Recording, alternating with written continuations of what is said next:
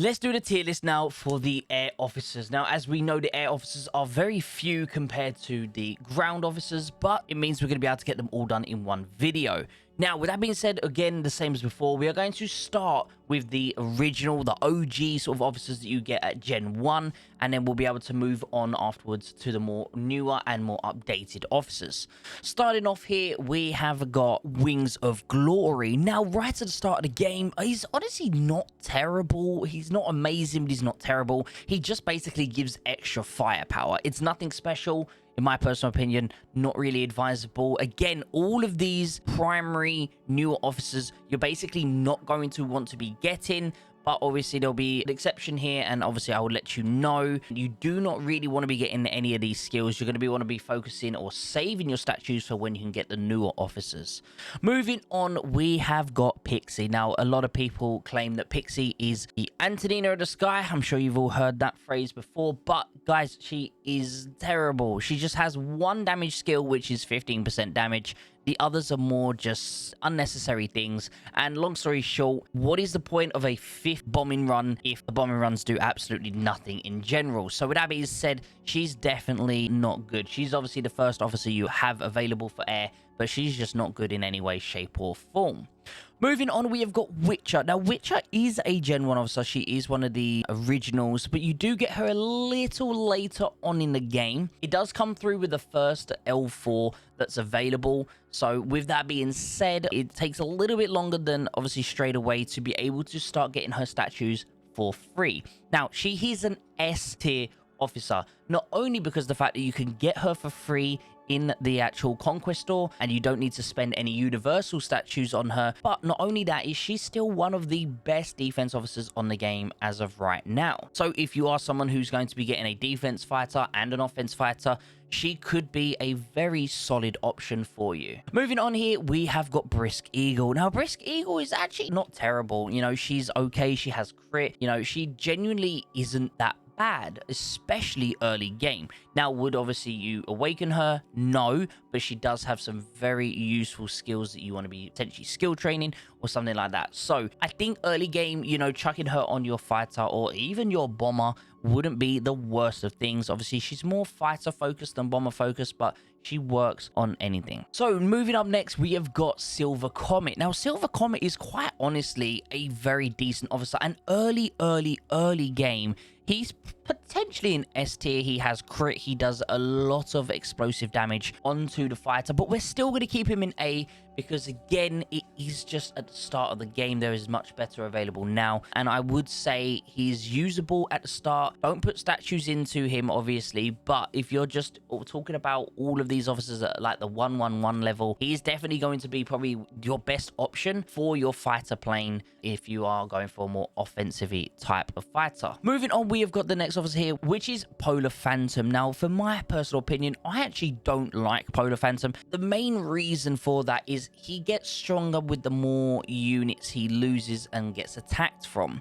So the more he gets attacked, the more output he does. But obviously, the more he gets attacked, the more units he's going to lose, and therefore the weaker he's going to be anyway. It's kind of like counterproductive. I'm just not a big fan of the fact that you need to be attacked to really be able to gain those extra benefits. But overall, I think he's got some nice skill training, but again, it's not someone that you really need to be going for. Moving on, we've got Heaven's Savior. Now, Heaven's Savior is actually more of a he is kind of a defense-y-ish officer. He's like a more of a hybrid, but at the same time does deal offense. For me, I'm not a massive fan of him, if I'm honest with you. He does lack quite a bit. I feel like he does sit in that B tier with the others. You know, he's not someone you necessarily need to have on your unit early game. It's not the worst of these officers available. So now that we have obviously managed to go through this early game stage, we're now going to rearrange them and get ready for the later stage where you eventually unlock the newer officers. So let's jump straight into it. Okay, so here we are. Now, this is obviously going to be subject to change. Maybe we'll put some up, some down. But starting off here, honestly, we've kept Witcher in S tier. Even to this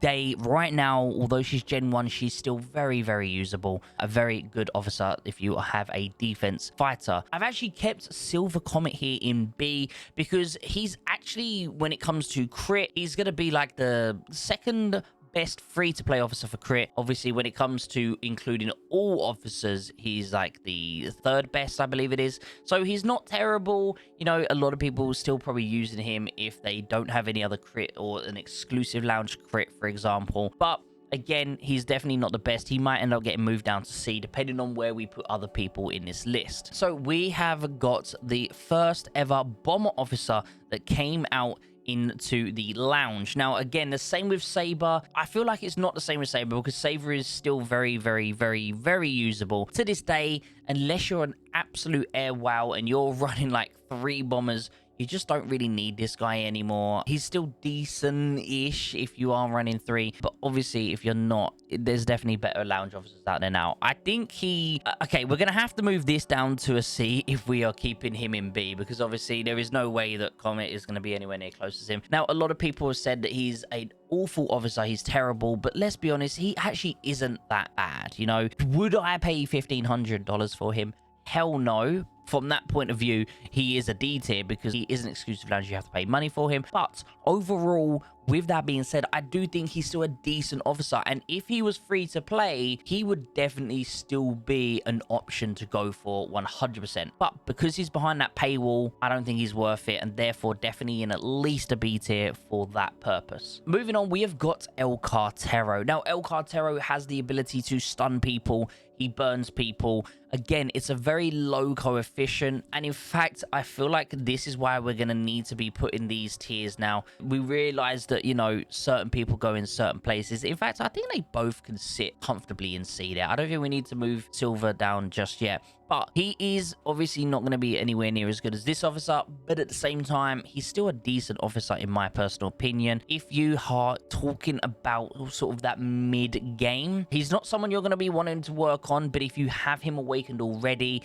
you know, he could go well on a second bomber, for example, if you have like a tracking bomber or something like that. He definitely specializes on a tracking bomber and not on a Liberty bomber, for example. But again, it's not something you're going to really want to be awakening, in my personal opinion. Moving on, we have got Bladewing. Now, Bladewing is still by far, guys, an A-tier officer. In my personal opinion, he has the slowdown effect. He does decent skill damage. He's not obviously the strongest officer, but currently free to play, he is up there with another officer as a pairing to be the strongest output of damage. Free to play, that is, guys. So with that being said, he's still definitely an A-tier officer. He has his perks. A lot of people still use him. He definitely has the ability to stay in that higher league. Moving on, we've got Rising Star. Now, Rising Star for me is kind of honestly mid. Next up, guys, we have got Rising Star. And in my personal opinion, I think he still sits comfortably in this C tier along with El Cartero and Silver Comet. You know, he isn't anything special. You know, he was a mid-tier officer back in the day. And I just feel like he still sits in that sort of mid-tier. It's not someone I would go for, especially at this stage in the game. And quite honestly, he just has one really good skill for skill training, which is his balance skill. 10% damage intensity, 10% damage resist. It is an amazing skill to have in the air. I think it's one of the only free-to-play ones. There's a couple others, but you're going to be using them officers. We'll talk about that in the future. But from a skill training point of view, it could potentially put him up for that. But again, this is an officer as a whole. Would you awaken him? No, he's not worth it anymore. So he could sit there and see if you do already have him. He's an okay officer on maybe a tracking bomber or something like that. Moving on, we have got Nagarani. Now, Nagarani, guys, is a clear S tier. She is still one of the best defense officers by far. Just absolutely amazing. She was really good during the period where hybrid was a good thing. Obviously, now it's just pure defense and pure offense. She's still absolutely amazing in that sort of defense stage. She does give a bit of a kick, so her as a whole is a hybrid officer, but she has a lot of defense on her, and that really does benefit when trying to keep her alive on that defense unit. Moving on, we have got Darkwing. Now, Darkwing is still going to be an S tier officer. He's absolutely amazing, guys. Really, really good. Obviously, he's an exclusive lounge, and technically from a point of view, because we don't have too many air officers when it comes to lounge, he's slowly but surely, guys, becoming top of the A tier, but respectively we're still going to keep him in S tier for now because he is just really, really good, especially with that crit. The offense ability is just amazing. Moving on here, we have got Lone Eagle. Now, Lone Eagle is a very versatile bomber officer. Now, he is a bomber officer, but he's very versatile with being on a bomber. He can go on Liberty and do crazy damage output. He can go on a tracking bomber and also have crazy damage output when it comes to the coefficient. But overall, the boosting that he gives his aid, especially when on a Liberty bomber, is absolutely crucial, guys. So Eagle is pretty much used on almost every bomber on the game as of right now for maximum output of damage, and he's free to play, so 100% S tier officer. Moving on, we have got Dawn Striker, one of the best pairings to put with Lone when on a Liberty bomber. This officer, obviously Dawn Striker, she will work on a Liberty bomber, she'll work on a Vanguard or even a Marty. Obviously, she specializes in just the more units you're bombing that are surrounded in one area, the more damage you do. Hence why a lot of people love her on a Liberty bomber, because if you're bombing a full rally or something and every grid within that area is filled, she's going to do even more damage. Crazy output of damage. She has a little bit of defense with the shield coming on, but overall, guys, she is pretty much one of the best officers on the game right now. Moving on, I feel like this is going to be a high S tier section going on here. So we have got Mischief Maker. Now, Mischief Maker is honestly really strong. She does prioritize more on killing units than killing bases, for example, but she's still, because of the output of damage, does absolutely amazing. But again, she is primarily focused on killing units, but just because of the high output of damage, she works on even killing bases. So with that being said, she's definitely S tier. She has some of the strongest output of damage on the entire game, and she is an exclusive lounge. You know, it does take a lot of time or money to awaken her, and with that being said, clear, easy S tier for me. Moving on, we have got the brand new skill officer, which is the name of Nighthawk. Nighthawk does, in my opinion, belong in S tier. He is, by chance, the pairing you would put with Blade. They are both skill officers, and they boost each other in a way that, you know, they have really good synergy in a way where they can give each other the extra damage and the slowdown needed. But this guy himself is S tier. He does work with other officers as well. But overall, guys, I think that if you have an offensive fighter and a defensive fighter, he is someone you're going to want to have on that offensive fighter. Absolutely amazing output of damage. Moving on, guys, the next one here is Silver Fox. Now, Silver Fox, in my opinion, is a clear S tier. He is the best defense officer on the game. Now, as we mentioned before, we have Nagarani, we have Witcher. Either of these compare with the Silver Fox. He is by far the best one. There is some sort of speaking about who's better to pair with him, but they all in some way or shape or form have their own sort of special abilities when it comes to tanking. But if you have a tanking jet, he is always going to be on it. There's no one, you're never going to have a combination where Witcher Nagarani is better, because you need Silver Comet on there. He is the strongest one. And then who you pair with Silver Comet is up for debate. But overall, guys, Silver Comet is the one you want to be having on your defense fighter. Clear S tier any day of the week. Moving on, we have got Stash. Now, in my personal opinion, guys, Stash is definitely an S tier in the retrospect to that he's basically an upgraded version of the El Cartero. He has the trap. He has the crazy output of damage when bombing units. But again, he is someone you want to be focusing when it comes to unit killing.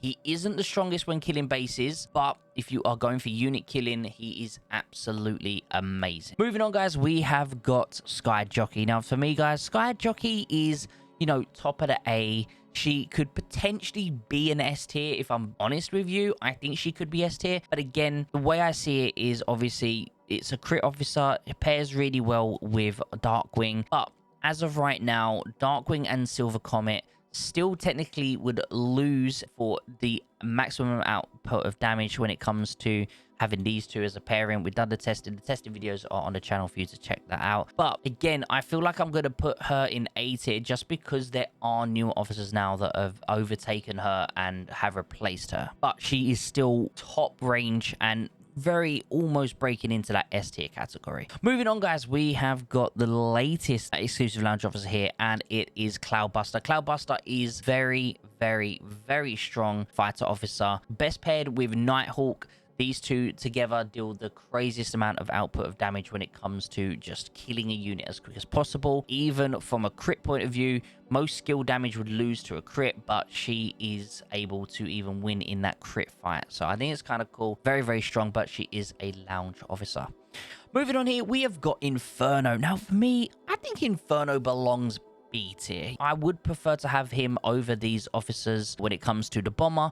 Obviously, this officer don't count. He is a fighter. But I do think that overall, it's a hard one to choose between whether he goes here or not. I do think he actually belongs in the B here. So we'll put him in B for now. But back to Inferno. I think Inferno does obviously have a little bit more output of damage when it comes to his fire. You know, overall skills to be able to just deal more damage is pretty decent. Technically, you know, I feel like Rictus Reaper does need to be moved up a little bit just because of the fact that he is still decent, you know, not worth the money, but he is still, you know, as an officer, he's still decent at the game. So with that being said, I think Inferno does belong in B pretty nicely. Would you get him at this stage of the game? If you were running 2 bombers and you don't have any exclusive lounge, yes. If you have lounge officers, I don't know if he's needed or not. I haven't actually done the working out there, but he's not terrible. You know, he would be, for me, who is a free-to-play person, when it comes to lounge officers, 100% I would probably use him on my second bomber if I had one. And finally, guys, we have got Fleeting Arrow. Now, for me, guys, Fleeting Arrow is only an A tier. Definitely top of the range A tier, but she is a defense main officer, and obviously she is exclusive lounge. She does cost a lot of money to awaken, and once again, is she worth the money? No. You can get this officer Witcher for free without using universal statues. You could get this officer for free using universal statues, and you can get this officer for free using universal statues, and they're better. Maybe not better isn't the word, they're almost equal, basically. You know, Fleeting Arrow is decent in some situations. Some situations she might have, you know, an extra second or 2 survivability, but overall the price, no, she's not worth it. But as an officer in general, she does her role pretty well. She's decent. I think she goes in A tier, but the fact that she's a lounge officer, guys, I would much rather any day of the week go for Cloudbuster or go for Mayhem, or to be honest, even realistically go for Darkwing. But obviously Darkwing is getting to that point now where he's getting a little bit older. There are counters and better options out there. So with that being said, Fleeting Arrow, in my opponent's opinion, isn't the best option. So what do you think of my tier list? I'd appreciate any of you guys who can actually grab the link to this tier list. It will be down below in the description. You also have the link to my Discord in the description as well. And if you can come join the Discord, rearrange this to be your personal tier list for the air officers. Screenshot it and come and have a discussion with us over in Discord about what your personal tier list would be. Whether you're agreeing with me, disagreeing with me, whatever it may be, I'd love to have that conversation with you.